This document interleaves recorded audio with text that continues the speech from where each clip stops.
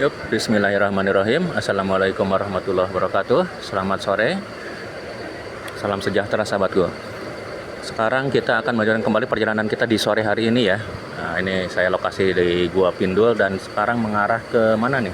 Pokoknya keliling Yogyakarta nih di sore hari ini sahabatku. Oke sahabatku, kita langsung naik saja ke dalam bis.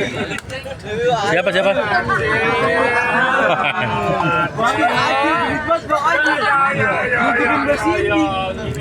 Ini saya videoin nih. Kamu ya.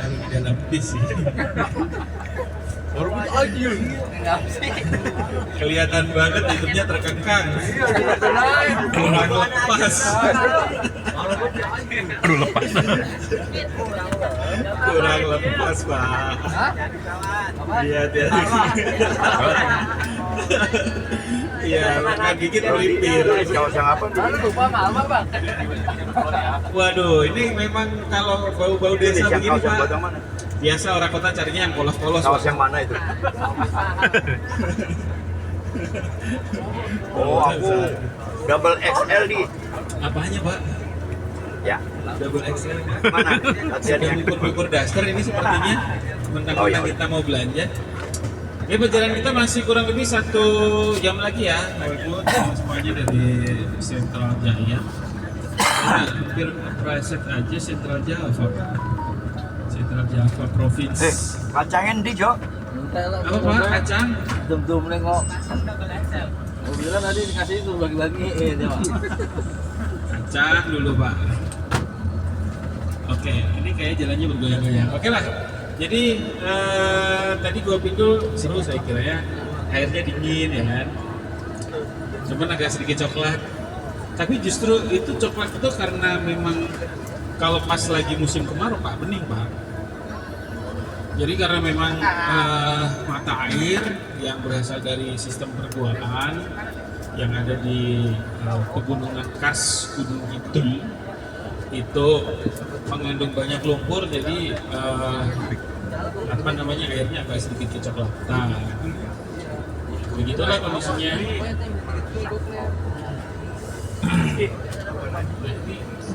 Galon mau isi ulang. Nah ini jadi gini, Gunung Kidul ini dulunya kalau Bapak Ibu ingat ya, tahun berapa ya? Tahun 2000-an awal ya. Pasti ingat banget kan. Ketika bulan-bulan mudik, pasti stasiun-stasiun akan banyak dipenuhi pemudik-pemudik yang berasal dari Jawa. Ingat banget kan, masih menghiasi lah berita-berita stasiun televisi lah, ratusan berita akan menyampaikan ribuan orang itu memadati stasiun Senen, stasiun Gambir, stasiun Jatinegara, dari pintunya sampai di atas bandara kereta gitu. Ada yang sampai nginep berapa hari baru dapat tiket ya, sebelum revolusi PT KAI lah. Sebenarnya nih Pak, para pemudik-pemudik ini sebagian besarnya berasal dari Kabupaten Gunung Kidul dan juga Wonogiri. Mereka ini adalah para istilahnya orang-orang yang memang melakukan urbanisasi. Ada yang masih ingat nggak pelajaran urbanisasi? Ya begitu dah. Ingat Pak? Pertukaran industri Pak. Urbanisasi Pak. Iya. Perpindahan penduduk. Perpindahan penduduk dari mana Pak? Dari desa ke kota. Oke, perpindahan penduduk dari desa ke kota. Berarti masih hafal nih pelajaran IPS yang dulu. SD, IPS PSD. atau ini ya? PS. PMP Pak. Rugi Pak. Tua banget PMP itu. PMP. Apa sih kebijakan PMP Pak? Berarti kan orang Pancasila ya. Awas banget. PPKN Pak. PKN. PPKN mah baru-baru aja. Udah ganti lagi namanya. Tahu apa? Nah, saya mau sampaikan bahwa pertama adalah culture-nya dulu, di mana memang daerah Situ itu saya sebut adalah daerah orang-orang urban yang banyak bekerja di ibu kota karena daerahnya sama sekali nggak produktif.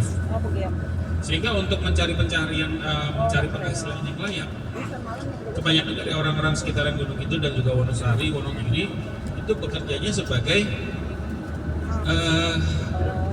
pedagang atau bahkan dulu sempat sebagai salah satu supply IRT paling tinggi di Lubaga. Itu dari Wonogiri, dari Gunung Kidul. Makanya sampai sekarang pun trayek-trayek bus dari Jakarta itu banyak yang daerah ke Gunung Kidul maupun Wonogiri. Sebabnya apa? Ya sebabnya adalah kanan kiri Bapak Ibu bisa kita lihat yang ada di sini hanya pegunungan batu karang, Pak. Padi itu kita lihat hanya di sekitaran Karangmoco, Wonosari karena memang kontur tanahnya berupa cekungan dan sebagian tanahnya itu sudah berupa tanah subur. Tapi kalau kita ke barat lagi, maka kita akan banyak menemukan gunung-gunung kecil, ya, dengan struktur tanahnya berupa batuan karang, kemudian batu kapur yang biasa disebut kars. Nah, inilah yang membuat daerah Wonosari dan Gunung Kidul menjadi salah satu daerah termiskin pada waktu itu, meskipun sekarang DIY juga kemarin 2023 masih ditetapkan sebagai salah satu daerah termiskin dengan penghasilan terendah di Indonesia. UMR, jangan tanya Pak, itu pasti paling kecil, 2.140.000. Ya, itu kira-kira anggaran ngopi di Starbucks Bapak Ibu keluarga besar Setrajaya, separuhnya. Ya kan, 2.100.000. Starling Pak ya, sama Pak. Starling kok Pak. Ya. Paling nikmat itu kalau Starling adalah kopi setan, kopi sasetan maksudnya. Tapi kalau saya minum kopi susu beda Pak, harus dicobain kopi susu ala Yogyakarta. Iya. Kopi susu, kopinya diseruput, susunya dimainin Pak.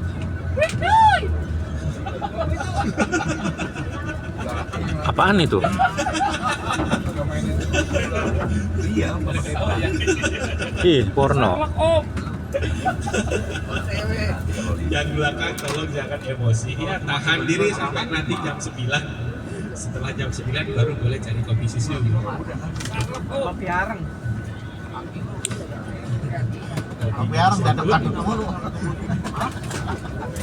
Larangnya dulu. Ini cepet tuh. Jadi sebelah kanan kiri kita bisa lihat rumah adat Jawa. Ini namanya Joglo Limasan, Bapak Ibu. Ya, atapnya limas dengan bentuk yang nggak runcing, tumpul. Ya, kemudian dengan gebyok kanan kiri dan juga pintu yang cenderung rendah. Filosofinya satu, joglo. Joglo itu kan kependekan dari tajuk loro. Jadi dua gunung yang disatukan, makanya Joglo. atapnya tidak runcing. Jadi atapnya lebar gitu. Itu artinya tempat yang ditinggali manusia. Berbeda dengan tajuk. Tajuk ini sama, mirip kayak joglo, tetapi atapnya runcing. Biasa kita temui di gedung-gedung pemerintahan dan juga masjid.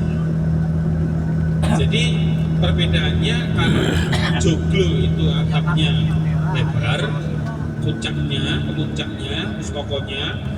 Tapi kalau tajuk, atapnya runcing, seperti masjid-masjid yang ada di Jawa lainnya, kantor pemerintahan bupati, kedaton. Nah itu atapnya pasti runcing, karena ada pakemnya seperti itu. Ya. Kemudian kenapa atapnya, pintunya dibuat rendah? Supaya orang itu kalau mau masuk rumah cenderung menunduk. Ya, artinya ada nilai bahwa kita harus menghormati si tuan rumah.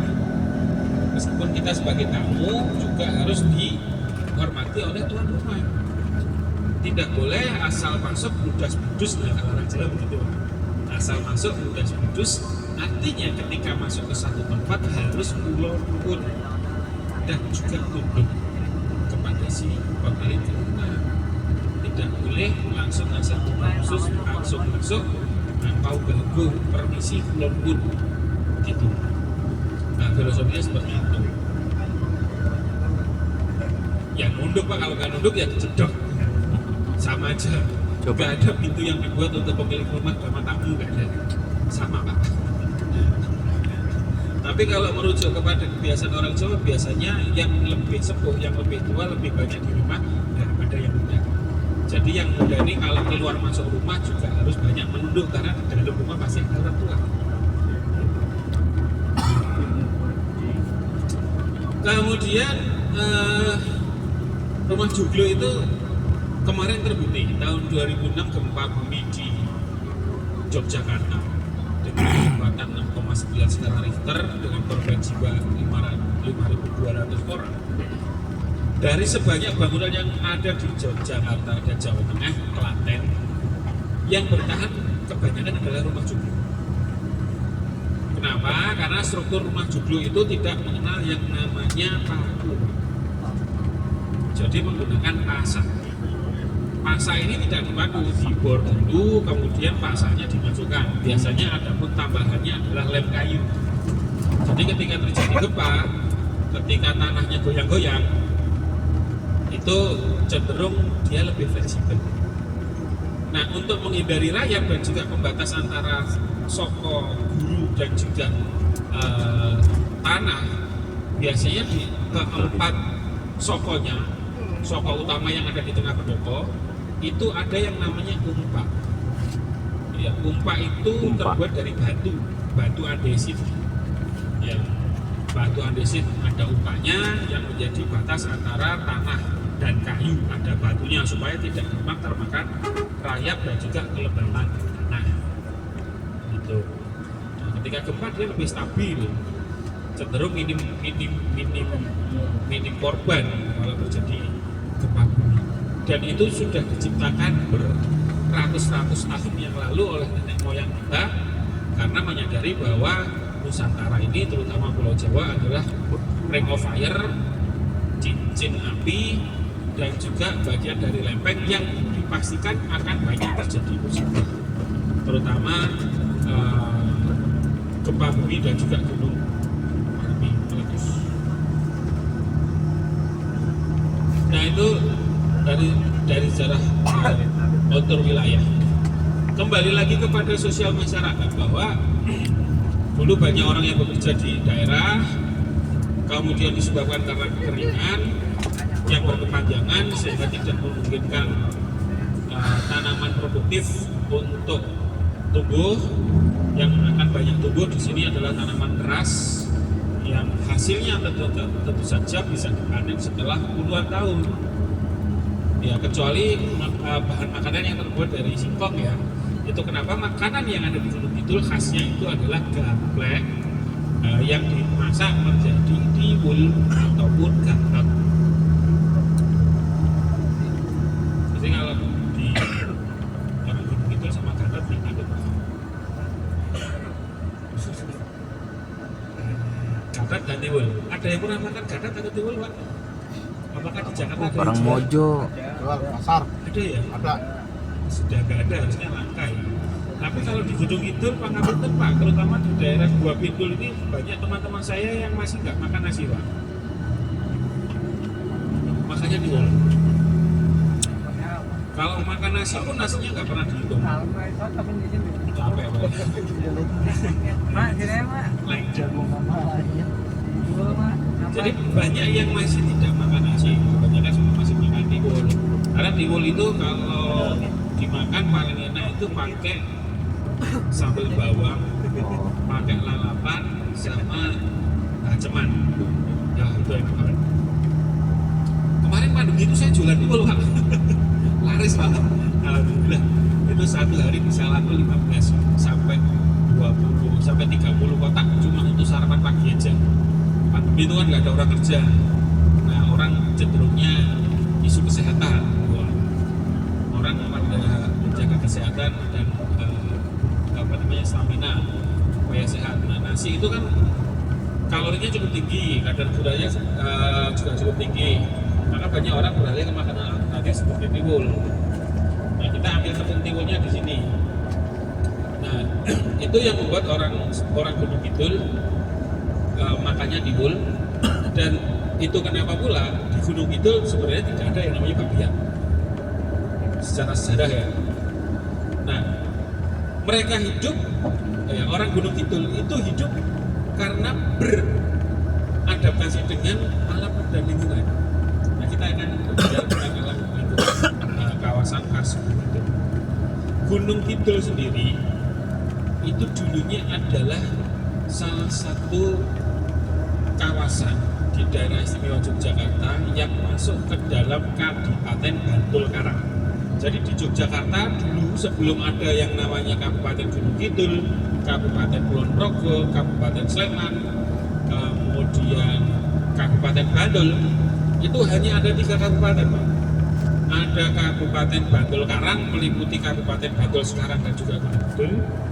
Kemudian ada Kabupaten Denggung yang meliputi wilayah Sleman saat ini. Kemudian juga ada Kabupaten Kalasan yang meliputi sebagian wilayah Sleman dan juga sebagian wilayah Bantul. Sleman Bantul. Nah, pada tahun 1820 kita ini tak pelan-pelan ini boleh didongeng. Aku yakin habis ini korbannya banyak.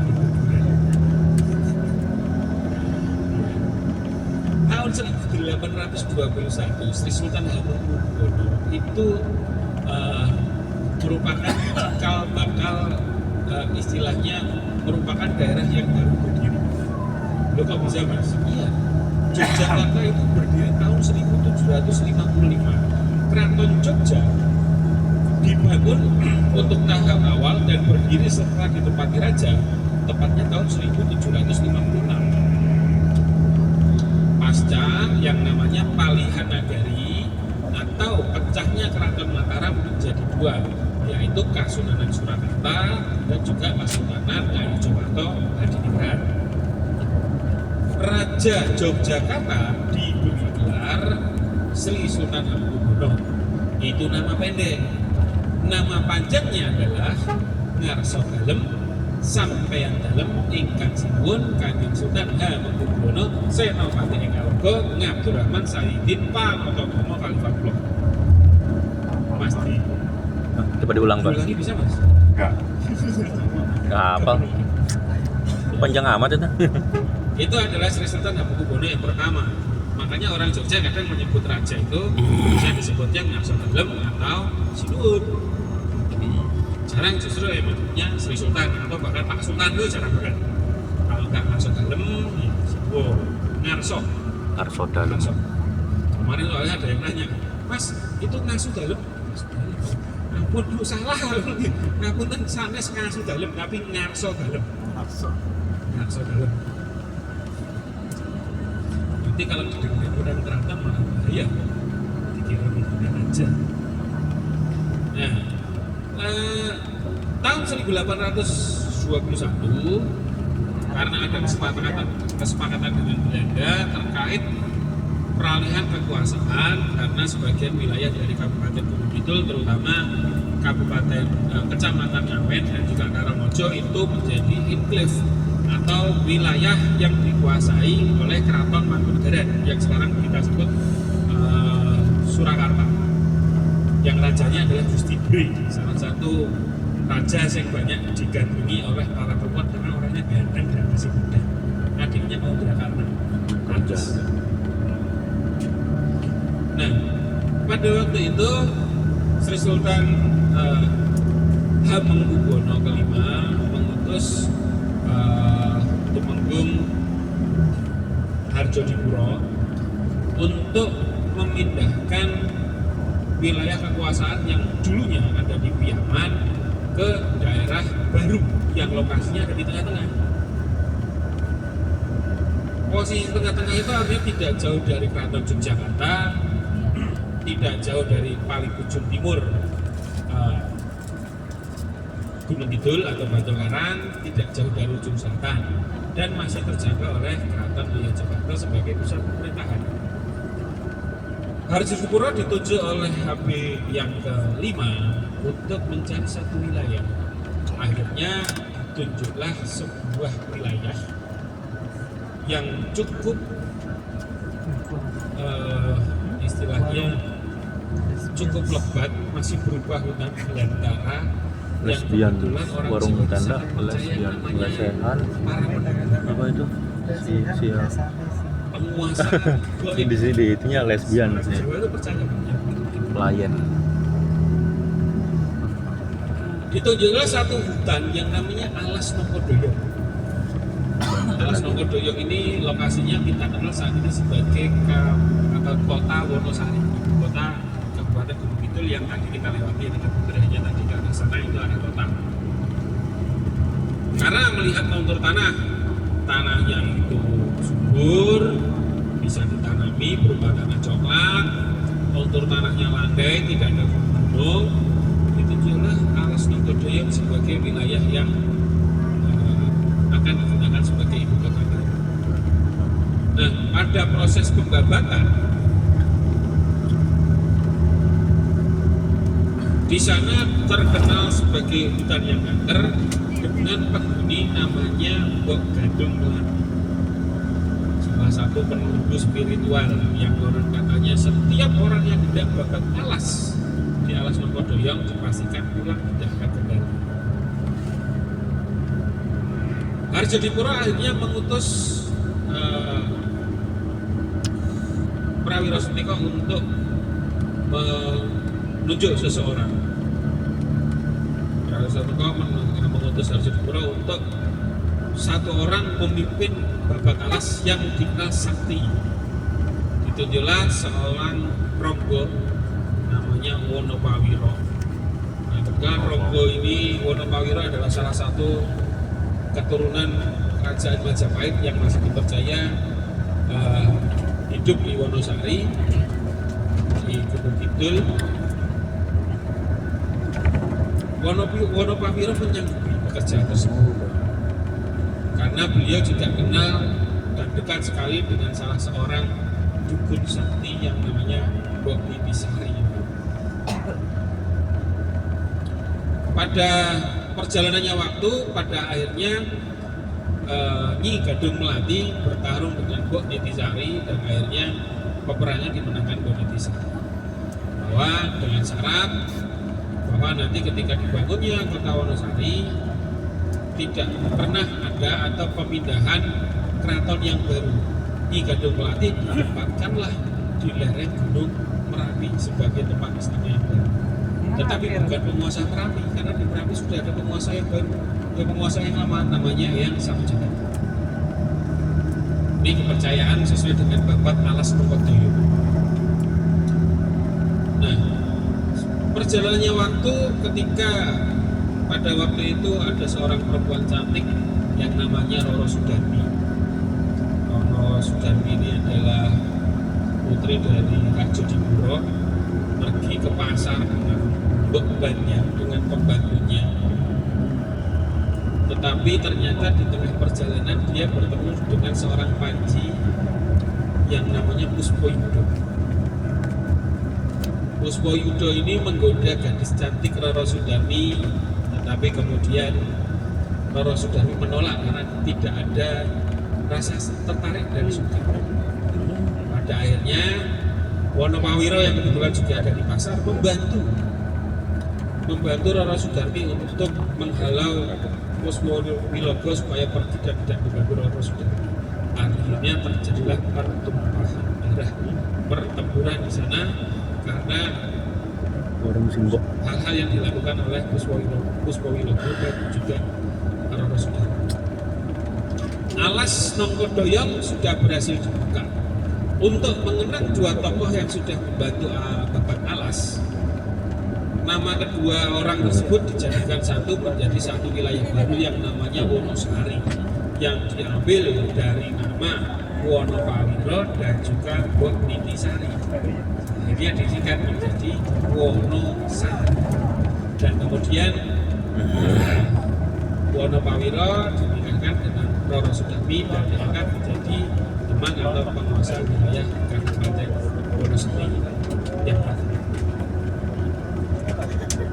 Dari sisi kontur wilayah, nah ini karena keanekaragaman landscape yang ada di Yogyakarta, bro.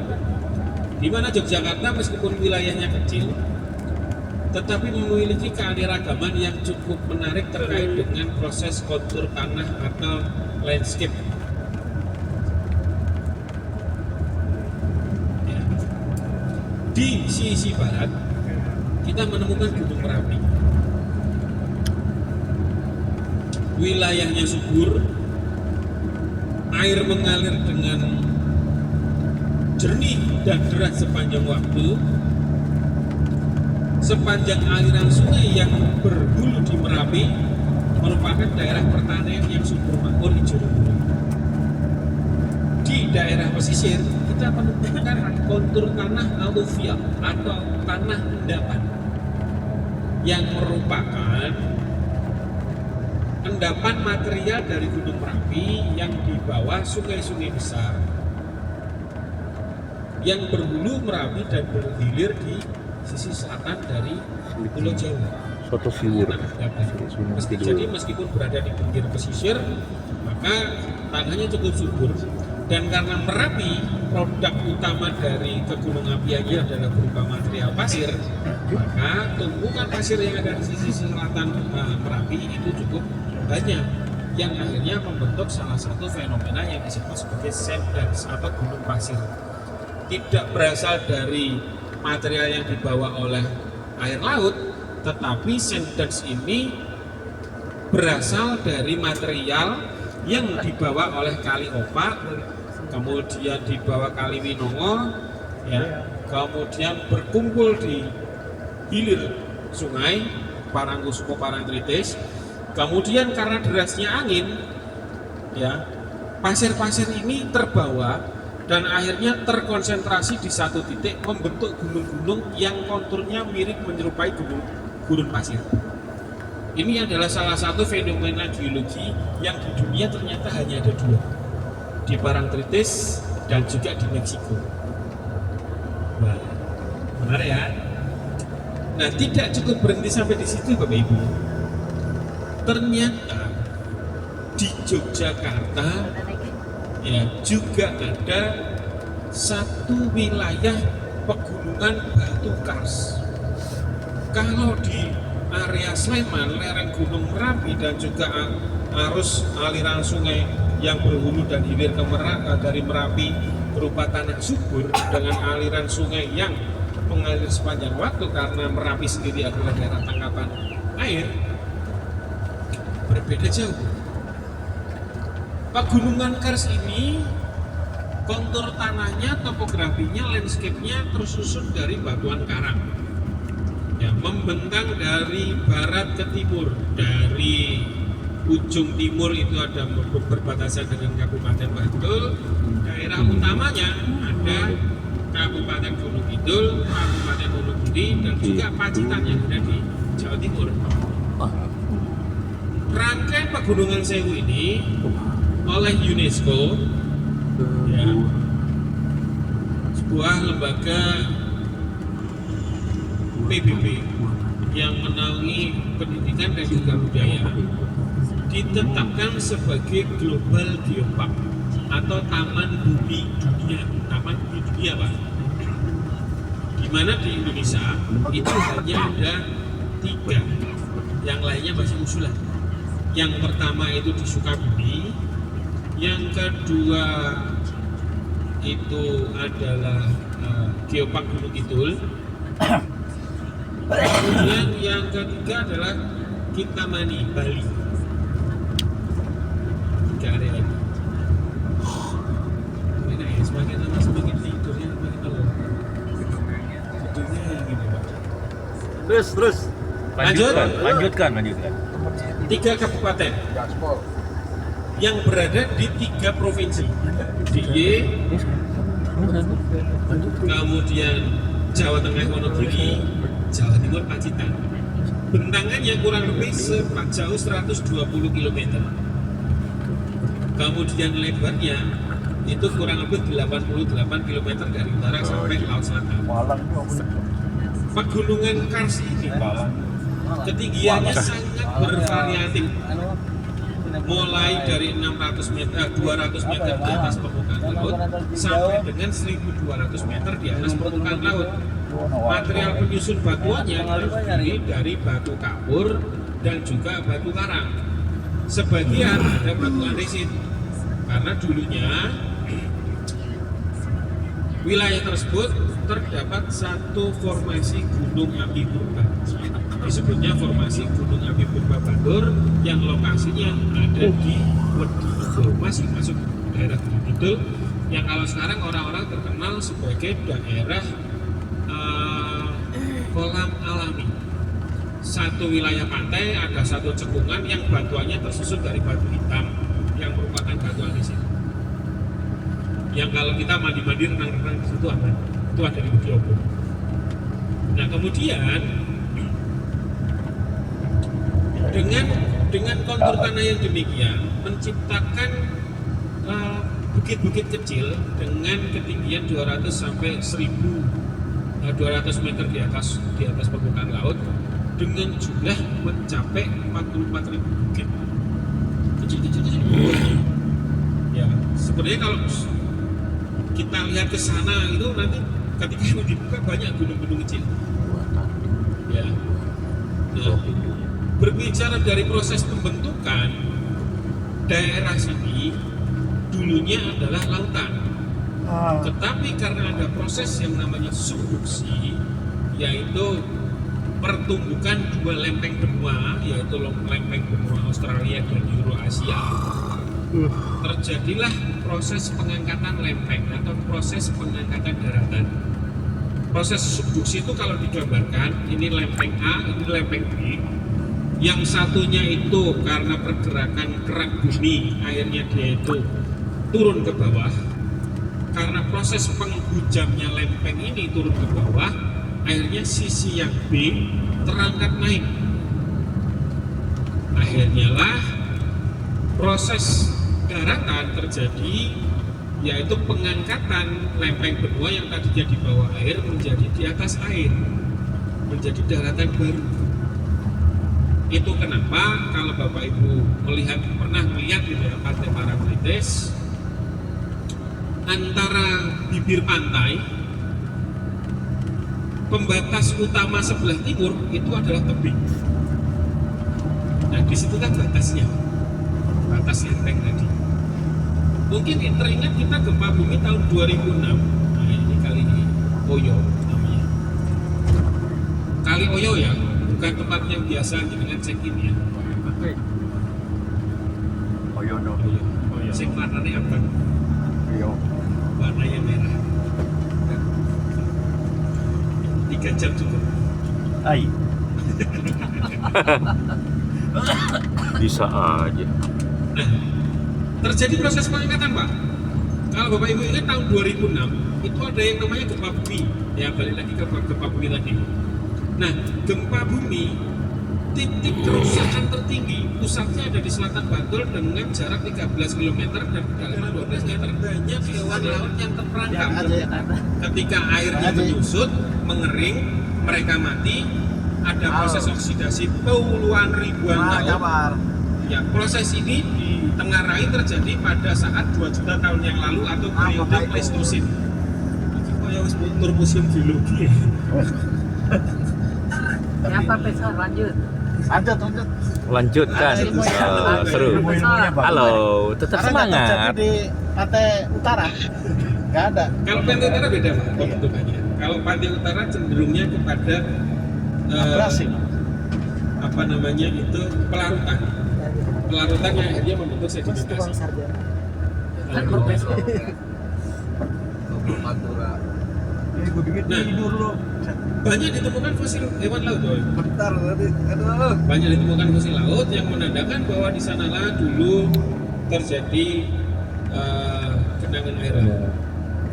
Kemudian sebenarnya kalau kita ke kiri ini kampungnya Kampung Jelok namanya Pak Ibu, sebelah kiri ini. Kita lurus ke sana ketemu dengan yang namanya Gunung Irem. Di Gunung Irem itu nanti kalau nggak percaya bisa nonton vlog saya ya. Oke. Karena di vlog itu saya mengajak dosen atau mengajak profesor geologi. Di sana itu banyak kita temukan batuan-batuan berwarna hitam yang merupakan hasil produk dari gunung api, di mana batuan itu kita bisa lihat satu periodisasinya, bisa kita lihat proses pembentukan batuan itu, apakah berasal dari magma yang membeku dengan yang bertemu dengan udara terbuka, kemudian terjadi pembekuan secara pelan, atau batuan tersebut berasal dari batuan magma yang bertemu dengan air dengan suhu hangat. Itu kita bisa lihat. Kita bisa ukur lah. Kalau ahli geologi pasti bisa. Dari fisiknya, kemudian dilihat pori-porinya, kristalisasinya akan kelihatan. Ini jenis batuannya, pembekuannya bagaimana dari kristal-kristal itu.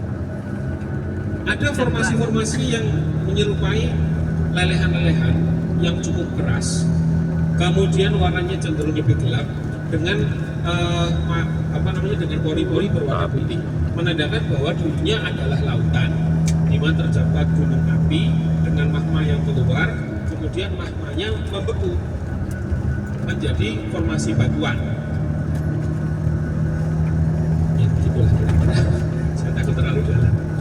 Oke, itu dari sisi proses pembentukan ini menjadi salah satu kayu jati yang paling diburu. Karena kayu jati yang bagus ternyata adalah kayu jati yang hidup di batuan kars yang memiliki kandungan air yang minim. Meskipun proses tumbuhnya itu lama, tetapi memiliki tingkat kekerasan yang berbeda. Kenapa kalau kayu jati itu dari Blora, dari Gunung Kidul, dari Jepara, itu paling bagus ya sekitaran Gunung Kidul dan juga Blora. Karena batuannya karakternya adalah batu kapur. Oke. Ini kita masih melintas di kawasan Patel. Sebelah kiri ini dulu kalau pas lagi musim, nah ini hijau-hijau itu adalah celosia, salah satu bunga khas kawasan Patel. Ini seharusnya sudah mulai mengembang ini akhir setengah tujuh ya, karena habis setengah tujuh nanti kita akan menuju ke Batik. Habis Batik kita makan malam. Oke Pak Bu ya. 18.30 di dalam base-nya parkir pas di seberang jalan. Mohon hati-hati nanti ketika nyebrang Bapak Ibu. Kemudian nanti kita siapkan pintu khusus untuk rombongan. Silakan pergunakan jalur yang kita buka. Ya, jangan nyelonong sendiri, nanti bayar tiket sendiri. Nah, nanti kita buka di jalur gate yang sudah kita tentukan. Monggo persiapan kepada Bapak Ibu, dilarang membawa makan dan minuman dari luar, ya. Kemudian kalau mau belanja di dalam makanan-makanan available itu adalah snack dan juga minuman macam-macam. Angkringan juga ada, wedang ronde juga ada, wedang rondo nanti cari sendiri. Wedang ronde apa rondo? Wedang rondo ada nggak? Wedang rondo enten Pak, nanti kita kenalan. Walah. Duitnya di dalam pada bendera. Cilok. Cilok lagi tadi. Beneran beli cilok. Kalau Masuk. dari Pindul, cilok pula. Suka yang colok-colok. Malam nyolok warung. Aduh, cilok apaan lah. Enak banget. Mahal itu 2 juta. Ada yang 700. Monggo persiapan, ingat ya, jam 18.30. Beneran ada. Ya kalau diusap Sae. mukanya. Sae. Kawe ya? Kita ke Heha. Ada KW super apa KW anuan. Tinggalin aja. Sudah satu ya. Kalau belinya di Tampur tergantung dah.